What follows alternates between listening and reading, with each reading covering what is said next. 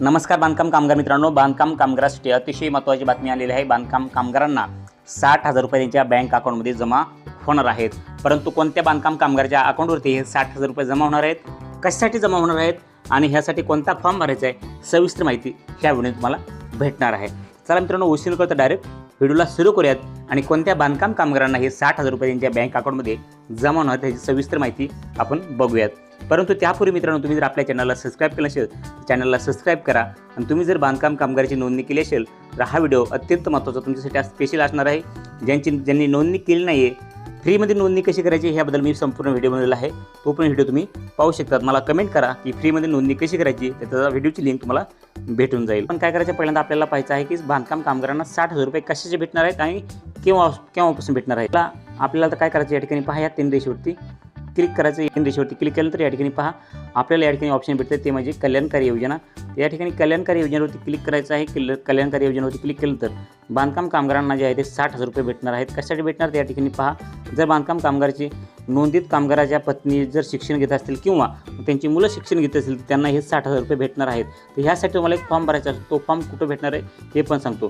तर तो तुम्हाला फॉर्म पाहिजे असेल तर मला कमेंट करा।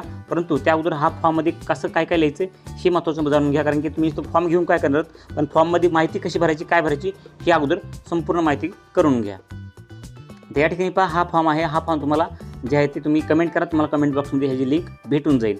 या ठिकाणी पहा बऱ्याच बांधकाम कामगारांनी नोंदणी केलेली आहे, परंतु त्या योजनेचा लाभ कसा घ्यायचा हेच बांधकाम कामगारांना माहीत नाही आहे। आपल्या चॅनलवरती भरपूर असे बांधकाम कामगाराचे व्हिडिओ ऑलरेडी टाकलेले आहेत। माहिती दिलेली आहे की बांधकाम कामगारांनी नोंदणी केल्यानंतर कोणकोणत्या योजनेचा लाभ भेटतो त्यांना। गृहोपयोगी संच असेल बांधकाम कामगारांना, त्यानंतर शिष्यवृत्ती योजना असेल, घरकुल योजना असेल, बरेच बांधकाम कामगारांना अशा योजना आहेत। त्या योजनेच्या मदतीतून फ्रीमध्ये 1 रुपयाही न घेता लाभ दिला जातो। ह्याबद्दल भरपूर असे व्हिडिओ आपल्या चॅनलवर तुम्हाला पाहायला भेटतील। तर या ठिकाणी पहा तुम्हाला हा फॉर्म कसा भरायचा 60,000 रुपये भेटण्याकरिता पहिल्यांदा तुम्हाला बांधकाम कामगारासाठी कमेंट करा। कमेंटमध्ये तुम्हाला हा फॉर्म भेटून जाईल। हा फॉर्म तुम्हाला भेटल्यानंतर तुम्हाला काय करायचं आहे, बांधकाम कामगाराची जी नोंदणी आहे त्या नोंदणी बांधकाम कामगारांनी पहिलं त्यांचं नाव या ठिकाणी टाकायचं आहे। त्यांच्या वडिलाचं किंवा पतीचं नाव या ठिकाणी टाका, जर महिला असेल तर पतीचं टाका। त्यानंतर आडनाव टाका आणि बांधकाम कामगाराचा जो पास फोटो आहे तो 5 फुट आकाराच्या या ठिकाणी चिटकवायचा आहे। फोटो चिटकल्यानंतर बांधकाम कामगारांची जी नोंदणी क्रमांक आहे तो नोंदणी क्रमांक या ठिकाणी टाकायचा आहे।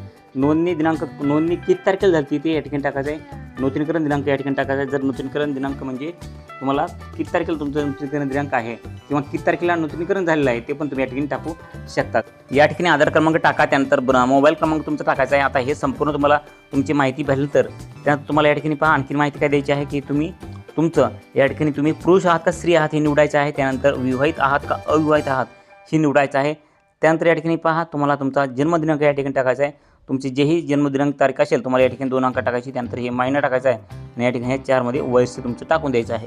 तर हे संपूर्ण टाकल्यानंतर तुम्हाला पुढं तुमचं चालू वर्ष किती म्हणजे तुम्हाला वय किती तुमचं सध्या हे लिहायचं आहे, वय लिहायचं आहे। वय लिहिल्यानंतर तुम्हाला जे आहे ती महत्त्वाची बातमी आहे ती म्हणजे अर्जदाराच्या बँक खात्याचा तपशील। आता बँक खात्याचा तपशील जो आहे तो महत्त्वाचा असतो, कारण की त्याच बँकेमध्ये जे आहे ते हे पैसे 60,000 रुपये जमा होणार असतात। त्यामुळे हे काळजीपूर्वक भरणं गरजेचं असते। तर या ठिकाणी पहा तुम्हाला काय दिलेलं आहे की अर्जदाराच्या बँक खात्याचा तपशील। या ठिकाणी तुम्हाला काय करायचं आहे, पहिल्यांदा जे आहे ते बँकेचं नाव लिहायचं आहे। आता बँकेचं नाव कोणतं आहे तुम्ही तुमच्या पासबुकवरती पाहून लिहा, बरोबर लिहा, काही चुकीचं लिहू नका, कारण की तुम्हाला तुमच्या बँकेमध्ये पैसे येताना कसल्याही प्रकारची हलगर्जीपणा किंवा काही अडचण येऊ नये त्यामुळं थोडाफार उशीर होऊ द्या। परंतु या ठिकाणी जे आहे ते अर्ज लिहिताना जे आहे ते अर्ज बरोबर लिहा।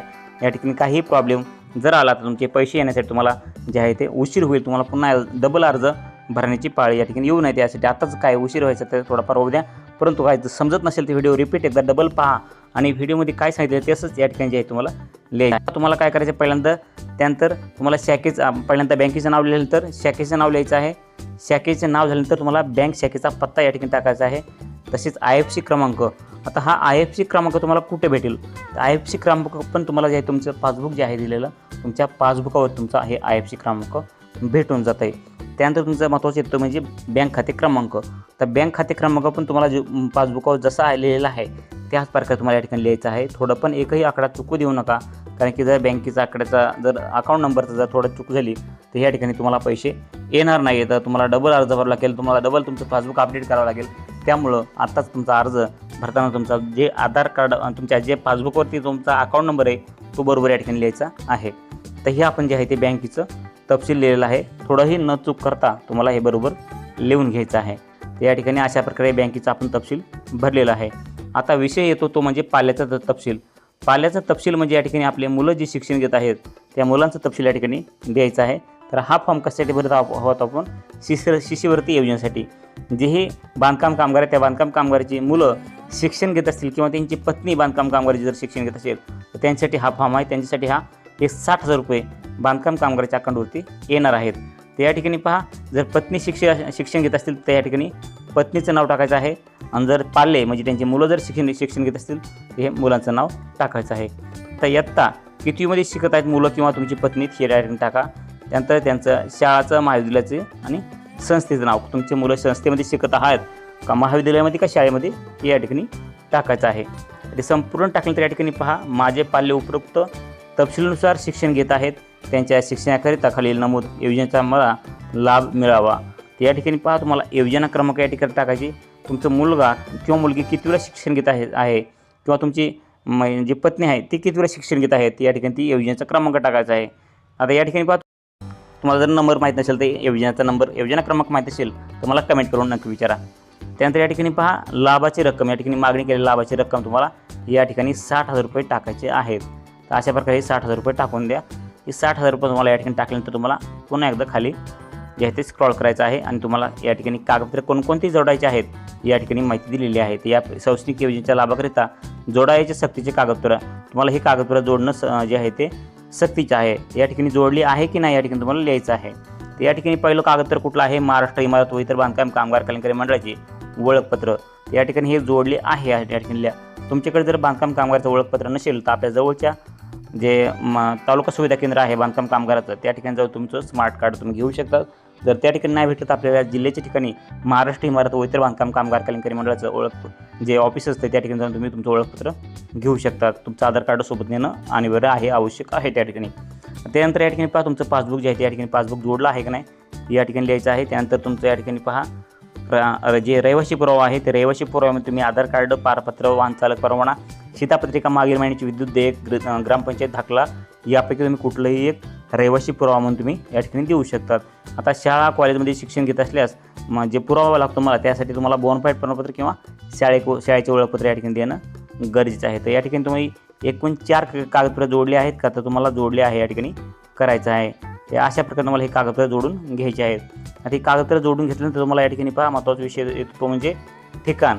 कोणत्या ठिकाणी तुम्ही हा अर्ज भरत आहात ते एक ठिकाण आणि तारीख म्हणजे दिनांक लिहायचा आहे आणि अर्जदाराचा सही किंवा अंगठा, जर सही येत असेल सही किंवा अंगठा असला अंगठा. अर्जदार कोण आहे तर अर्जदार ज्या कामगारांनी नोंदणी केलेली आहे ते नोंदणी कामगारच या ठिकाणी अर्जदार आहे असं काही समजलं जाते.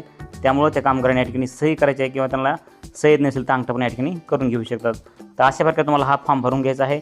त्याला आधार कार्ड, तुमचं पासबुक झेरॉक्स, आधार कार्ड झेरॉक्स, तुमचं रेशन कार्ड झेरॉक्स असेल, तुमचं जे पासबुक झेरॉक्स असेल, तुमच्यानंतर बांधकाम कामगाराचं ओळखपत्र झेरॉक्स असेल, नंतर बोनाफाईड जोडला असेल, हे संपूर्ण तुम्हाला कागदपत्र जोडायचे आहेत आणि आपल्या जवळच्या बांधकाम कामगार म्हणजेच महाराष्ट्र इमारत व इतर बांधकाम कामगार कल्याणकारी मंडळामध्ये ही कागदपत्र जमा करायचे आहेत.